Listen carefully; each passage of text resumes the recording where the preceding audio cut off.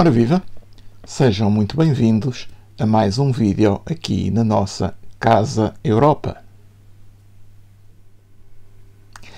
Quem está atento ao que se passa no espaço da União Europeia, por certo, deu-se conta que nos tempos mais recentes, nos últimos dias, nas últimas semanas, eventualmente até nos últimos 3, 4 meses, tem existido uma situação altamente conflituosa e uma situação de uma tensão política muito elevada na fronteira entre a União Europeia, concretamente a Letónia, a Lituânia e a Polónia, com um Estado terceiro, neste caso a Bielorrússia.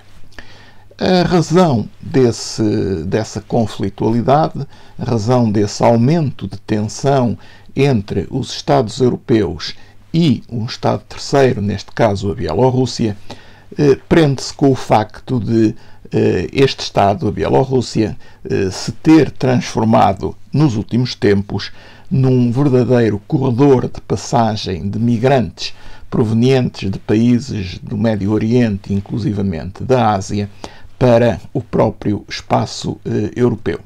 São migrantes provenientes de países como a Síria, como o Iraque, como o Afeganistão, como a própria Líbia, que pretendem chegar à União Europeia para, dentro do espaço europeu, se poderem mover livremente e, para isso, utilizam o território da Bielorrússia. Utilizando o território da Bielorrússia, pretendem chegar de uma forma mais rápida e mais célere à União Europeia, aos Estados-membros da União Europeia. Ora bem, o que tem acontecido é que a Bielorrússia recebe esses migrantes provenientes do Médio Oriente e da própria Ásia, acantona-os em campos verdadeiramente de refugiados e depois faz uma verdadeira gestão política desses mesmos refugiados, libertando ondas vagas desses migrantes sobre os Estados-membros da União Europeia com quem tem fronteiras terrestres. Neste caso, repito, o caso da Lituânia, o caso da Letónia e também o caso da Polónia. No verão passado, a Lituânia foi o primeiro Estado a sentir-se vítima dessa situação, ameaçado por essa situação, o que o levou a construir na sua fronteira com a Bielorrússia um muro com mais de 600 km de extensão, precisamente para evitar que esses migrantes provenientes da Bielorrússia pudessem, através do seu território, entrarem na União Europeia e depois, eventualmente, a partir daí, poderem se disseminar por outros Estados europeus. Mais recentemente, aconteceu uma situação semelhante com a Polónia.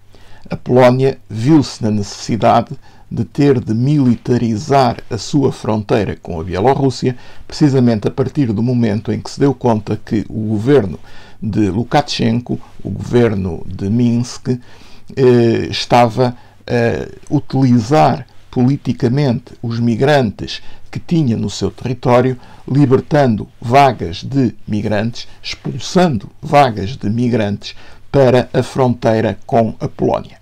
É evidente que esta situação criava e tem criado, desde logo, um enorme problema humanitário. E um problema humanitário à partida e desde logo para os próprios migrantes, que por um lado viam-se empurrados pela retaguarda, pelas tropas, pelo exército da Bielorrússia para entrarem na Polónia e do lado polaco defrontavam-se com o próprio exército polaco a impedir a sua entrada no respectivo território, criando-se, portanto, uma situação de impasse, uma situação que, do ponto de vista, desde logo, humanitário, é absolutamente condenável e é absolutamente censurável.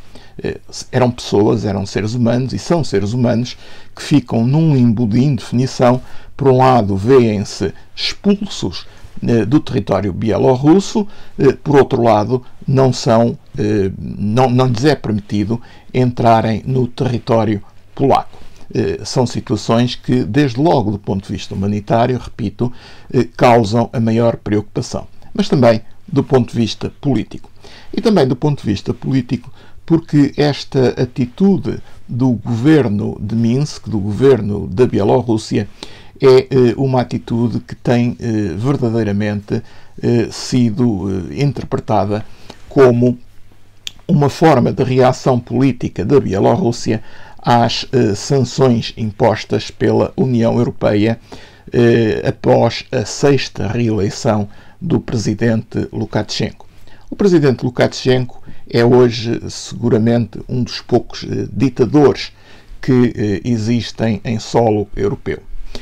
Foi reeleito há poucos meses pela 6ª vez e, perante os indícios de fraude na própria eleição, perante os indícios, e mais do que os indícios, perante os factos que impediam candidaturas de oposição, Lukashenko foi reeleito, mas a União Europeia não reconheceu essa eleição e não só não reconheceu essa eleição, como aplicou um conjunto de sanções económicas e também políticas à Bielorrússia, sanções económicas e políticas essas às quais a Bielorrússia tem estado a reagir precisamente utilizando os migrantes que estão no seu território como uma arma de arremesso político contra a União Europeia através dos Estados com os quais faz fronteira. Repito, a Polónia, a Lituânia e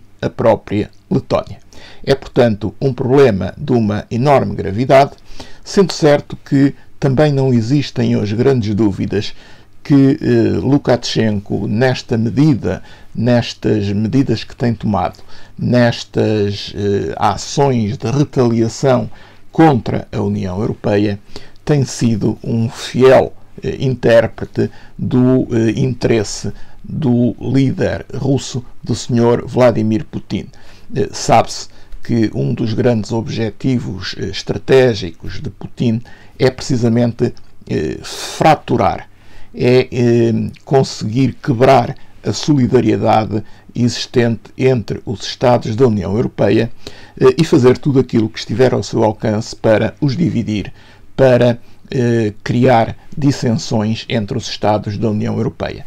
Ora bem, Putin é, neste momento, talvez o único aliado que o líder da Bielorrússia tem em solo europeu. E justamente porque é, eventualmente, o único aliado existente, Lukashenko não hesita em atuar, em prestar serviço ao líder russo, Vladimir Putin. Objetivamente, esta posição que a Bielorrússia tem vindo a assumir é uma posição que serve fundamentalmente os interesses estratégicos da Rússia, o interesse estratégico de criar divisões e de criar cisões entre os Estados-membros da União Europeia.